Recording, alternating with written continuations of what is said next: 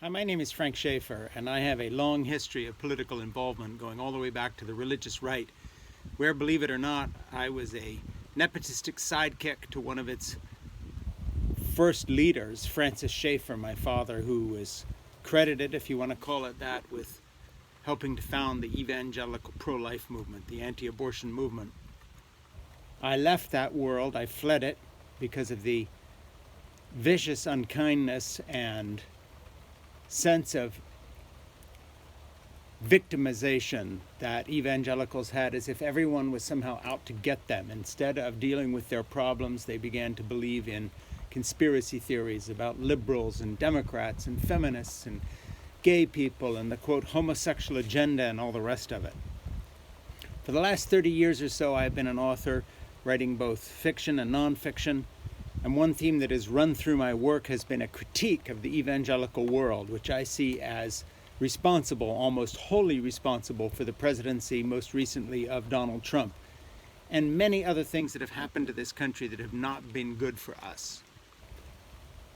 But we stand on the threshold of an election where either Trump will regain power and hold on to it for another 4 years, or as long as God gives him, or Joe Biden will win.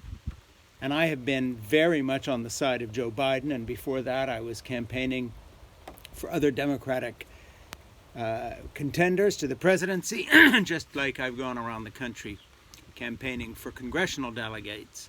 But today I want to say something a little differently. I want to remind everyone out there, whether you're a white evangelical Trump voter, whether you are a neo-Nazi or a Ku Klux Klan member, or a member of Antifa on the left who thinks that maybe beating up people who are on the right is a good idea sometimes, or a gun-toting militia member, or an ordinary voter, or a black voter, or a woman, or transgender, or a non-binary person. If you are young, if you are old, if you are angry, if you are not angry, Democrat, Republican, Independent, everyone, I would like us all to consider something. None of us would be here if it was not for the kindness of strangers. That nurse who suctioned you when you were born so you got crying in the hospital. The mother, the father who was patient when you had a drug overdose and got you back on your feet again.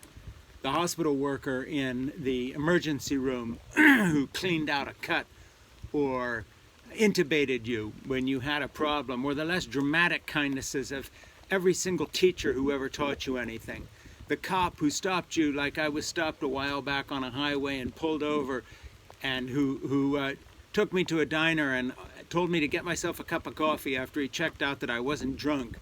Probably saved my life that night on a long haul cross-country drive. The Marines who kept my son alive while he was fighting in Afghanistan and had his back, men and women I will never meet, that brought my son back to me so I have 3 young grandchildren instead of a plot in Arlington to visit. The kindnesses of strangers, the big kindnesses, the small kindnesses. Whatever the election result, and whether you're horrified or not, whether you intend on grabbing an AR-15 and heading out and shooting somebody, whether you are disappointed because Trump loses or Biden loses, or you think the election was stolen, or you believed Fox News conspiracy theories, whomever, people that I would think are stupid, people who would think I'm stupid, people who would think I'm evil for being a Democrat liberal, people that I would look to as friends, people I would look to as enemies, all of us, let's just remember something. None of us would be here unless we had been shown the kindness of strangers and family. None of us would survive a day without someone in a supermarket stocking a shelf for a farmer growing a crop. None of us would be happy living in a country where if you dialed 911, nobody showed up. Let us remember as we go into the result of this election that we are one family. We are the American family. We are an American family that's fighting like hell right now. This is the worst Thanksgiving dinner we've ever had together. We are all pissed off with each other. But the only thing that's going to kill us is a lack of humility to admit that we depend on each other.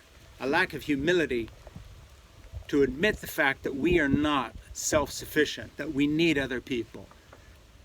that whether we are young or old, we need others. Those people, those liberals that you think are so awful, those right-wing Trump voters waving flags and driving around and cruising up and down harbors with boats that revolt liberals, those folks who find that gay marriage is awful and sinful, those folks who find that the whole transgender cause is crazy, those who believe that abortion is murder, those who believe that contraception is evil. Nevertheless, we all depend on each other. And if we allow things to get out of hand after this election, we are shooting ourselves in the foot. We are condemning our families and those we love most. Fellow militia members, if you're on the extreme right, fellow Antifa demonstrators or BLM marchers, if you're more on the left. We are betraying them as much as anything else, unless we act like one family that's arguing, one family that's furious, but nevertheless a family. Just remember that. Have the humility and the decency to remember that you depend on other people. That white cop you hate, if you're a BLM marcher and you got pepper sprayed, nevertheless that same cop is the one that's going to save your life if you're in a burning car. He'll drag your butt out of there. Maybe he'll do that even if he's a racist and the kind of person you hate. That right-wing militia member with an AR-15 who makes me angry, marching around in public at a polling place with a gun, whatever. Nevertheless, that person gave CPR to someone once. That left-wing voter also happens to be a nurse who's going to save your sorry butt if you wind up in the ER some night. Remember that. We are one family. We depend on each other. Cool it, everyone. Let's surprise the world and have the result of this election go down smoothly, no matter who wins or loses. Let's remember